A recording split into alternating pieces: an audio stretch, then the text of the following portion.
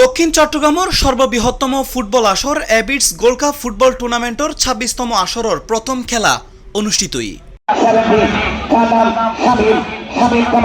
শুক্রবার বিয়েলে ৩টায় পটিয়া উপজেলার জিরি খলিল মির কলেজ মাঠত এই খেলা অনুষ্ঠিত হয়। জেডে প্রথম খেলাত অংশগ্রহণ করে লোহাগাড়া উপজেলা এফএ ফুটবল টিম বনাম হাটহাজারি ফরহাদাবাদ কেএসএ। খেলাত ৪-১ গোলে শক্তিশালী হাটহাজারি ফরহাদাবাদ কেএসউরে উড়াই দিয়ে টুর্নামেন্টর শুভ সূচনা করে লোহাগাড়া উপজেলা এফএ ফুটবল টিম।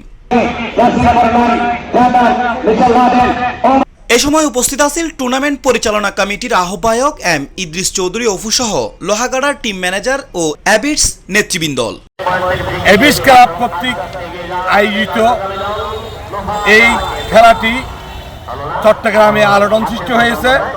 কেরিয়ার গ্রুপের চেয়ারম্যান আলহাজ খলিলুর রহমানের পৃষ্ঠপোষকতায় এই খেলাটি পরিচালিত হচ্ছে।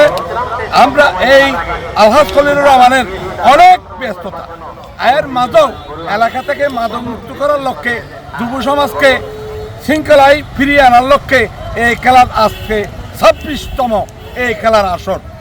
ভবিষ্যতে এই খেলাটি ধারাবাহিকতা বজায় রেখে এই ক্লাবটি আরও উত্তর সফল হোক এই কামনা করে আলহাজ খলিল। এ সময় খেলার মাঠের চতুর্পাশে বিপুল সংখ্যক দর্শকের উপস্থিতি লক্ষ্য করা যায়।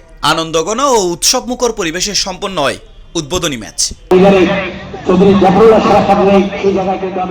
C plus TV, Chittagong.